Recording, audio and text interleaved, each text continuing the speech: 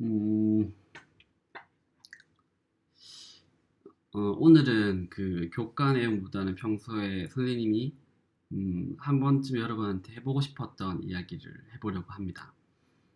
진로에 대한 이야기인데요.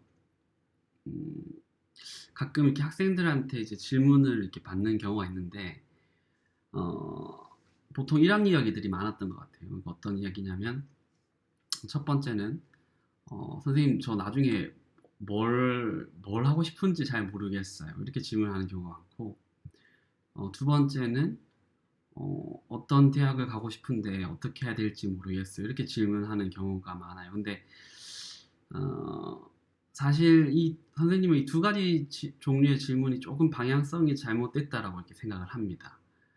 어, 뭐 일단 첫 번째는 자기가 뭘 하고 싶은지 그리고 앞으로 어떤 공부를 하고 어떤 일들을 하고 싶을지에 대한 질문은 사실 선생님한테 뭐 자문을 구할 수는 있겠지만 이제 자기 자신한테 더 진지하게 이렇게 고민을 하고 물어봐야 되는 질문이라고 이제 생각을 해요. 선생님들한테 물어보면 이제 대답을 해줄 수 있긴 하지만 그거는 이제 선생님들마다 이제 어, 각자의 어떤 경험에 의한 개인적인 판단일 뿐이고 아마 물어보는 선생님들마다도 그 대답은 다를 거예요. 그러면은 예를 들어 뭐 물어본 선생님들이 이렇게 대답했는데 그렇게 살아간다는 것은 다른 선생님들한테 물어봤으면 다른 방향으로 살아갔을 거예요. 그렇잖아요. 그죠? 마치 이거는 이제 선생님 비유를 하나 생각해 보니까 뭐 연애 상담을 하는데 친구한테 뭐 남자친구 혹은 여자친구에 대한 이제 고민을 상담을 하는데 그 친구들한테 이런 상황을 얘기해주고 그 친구들이 판단하는 대로 결정을 하는 것과 똑같은 상황인 거예요. 사실 그 여자친구와 뭐 나의 상황, 남자친구와 나의 상황은 그 당사자들이 제일 잘 알잖아요. 그러니까 그 사소한 일들까지는 그 친구들이 전혀 알 수가 없을 것인데, 그 겉면적인 상황만 들은지 판단을 한 것을 믿고 이렇게 판단한다는 것은 잘못된 것이죠. 제일 잘하는 거는 그 당사자들일 것입니다. 마찬가지예요. 어, 뭐, 그러니까 여러분이 이제 하고 싶은 일도 여러분이 제일 잘 알아요. 여러분이 그 여러분의 삶을 살아왔으니까 말이죠. 그러면 이제 선생님이 이제 진짜로 해야 될 질문은 뭐라고 생각하냐면, 음, 선생님 제가 어떤 분야에 관심을 가지고 있는데요. 어떤 활동을 하면 좋을까요, 학교에서? 이렇게 질문하는 게 좀 바람직하지 않나 생각을 합니다. 그건 선생님들이 학교에 실제로 도와줄 수 있는 부분이고요. 그러니까 선생님들이 이런 활동에 이런 기자재들이 있으니까 이렇게 한번 해볼 수 있지 않을까? 이렇게 뭐 하는 질문들은 선생님들이 직접 도와줄 수 있는 질문이에요. 그런데 그런 어떤 앞에 질문들은 방향성이 안 맞다. 그래서 그렇게 생각을 하는 겁니다. 두 번째로는 어떤 대학을 가고 싶은데 어떻게 해야 될까? 이런 질문을 받기도 해요. 물론 이렇게 네임밸류가 좋은 대학에 진학을 어, 하는 건 누구나 욕심은 있어요. 근데 그 욕심보다는 진짜 아까 앞에도 얘기했지만 내가 하고 싶은 공부, 그 전공, 뭐 그 과가 뭔지를 첫 번째로 이제 생각을 해야 된다고 이렇게 생각합니다.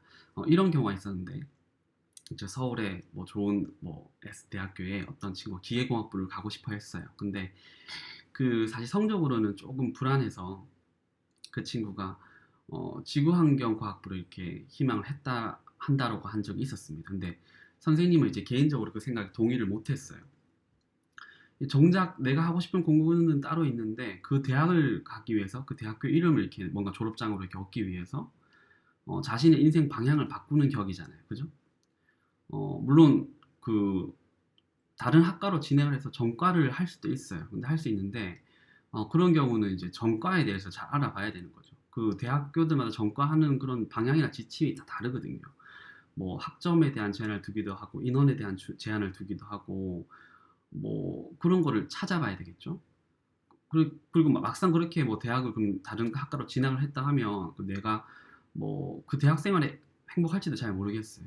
뭐 내가 진학한 과에 대한 애정이나 흥미가 없을 텐데 그 대학 생활이 학과 생활이 재밌고 이렇게 행복할지도 잘 모르겠습니다. 뭐 그러다가 전과가 잘 안 되면 고작 이 짧은 대학 4년이라는 생활 때문에 인생의 방향이 바꿔버리는 일도 될 수 있을 텐데 굉장히 위험한 선택이 될 수도 있잖아요. 어, 아무튼 그런 질문들을 하면 약간 그런 고민들이 항상 선생님은 들었어요. 반대로 한번 여러분한테 물어보고 싶은 것도 이렇게 있었는데 그 여러분들이 과연 얼마나 많은 직업을 알고 있어요? 그걸 한번 물어보고 싶었습니다. 대충 한 몇 개 정도 될 것 같아요.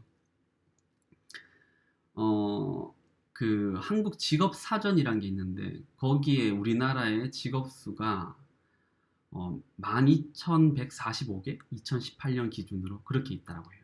근데 실제로 우리가 이렇게 일반적으로 알고 있는 직업의 종류는 많아봐야 40에서 50까지, 뭐 70까지, 100까지가 채 못 된다고 얘기를 합니다.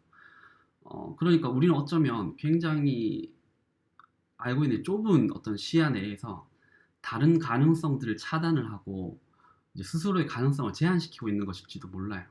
그렇죠? 그래서 일단 진로에 대해 선생님이 항상 이렇게 개인적으로 생각했던 거는 첫 번째 해야 되는 것은 직업 정보를 찾아봐야 된다라고 생각을 해요. 뭐 근데 직업 정보 찾는 게 사실 조금 이렇게 어떻게 해야 될지도 모르고 그걸 뭐 교과서나 이런 게 있으면 볼 텐데 그죠? 그래서 이런 걸 하는 거에 어떤 첫 번째 방법이 직업 가계도라는 게 있대요. 직업 가계도. 그게 뭐냐면 뭐 할아버지 할머니 뭐 엄마 아빠 그 친척들 뭐 사돈의 팔촌에 뭐 멀리 12촌까지 그 직업 가계도를 한번 짜보는 겁니다. 뭐 어떤 일을 하시는지 삼촌이 무슨 일을 하고 근데 이제 의외로 이런 조사를 하게 되면 굉장히 다양한 직업을 알 수 있게 되고 시야를 넓힐 수 있다라고 해요. 뭐 어떤 경우는 뭐 국제기구에서 근무를 하고 있는 친척을 알게 되면서 아 이런 곳에 근무를 하면 어떻게 해야 되고 어떤 학과로 진학을 하면 도움이 되는지 뭐 우리가 평소에 알 수 없었던 그런 직업군들에서 많이 이렇게 알게 된다라고 한답니다. 그런 이제 시야를 넓히게 되면 이제 두 번째로 이제 해야 된다고 생각하는 것은 이제 그런 어떤 방향성의 선택과 이제 경험이죠. 사실 이 많은 직업들을 경험하고 이제 그 중에 뭔가 최선의 선택을 한다는 것은 불가능해요. 어떻게 한 번 사는 인생에 그 많은 일들을 다 할 수도 없을 뿐더니와 하지만 우리는 제한된 시간 안에 선택을 해야 되고 그 안에 경험을 해야 되거든요. 그래서 이제 그 경험 안에서 이제 최대한 어떤 나의 적성이나 흥미 이런 것을 맞도록 방향을 찾아가야 되는데 이것을 이제 잘 하는 게 이제 중요하겠죠. 이 경험이란 거에 대해서는 선생님이 뭐 딱히 제한을 둘 수는 없을 것 같아요.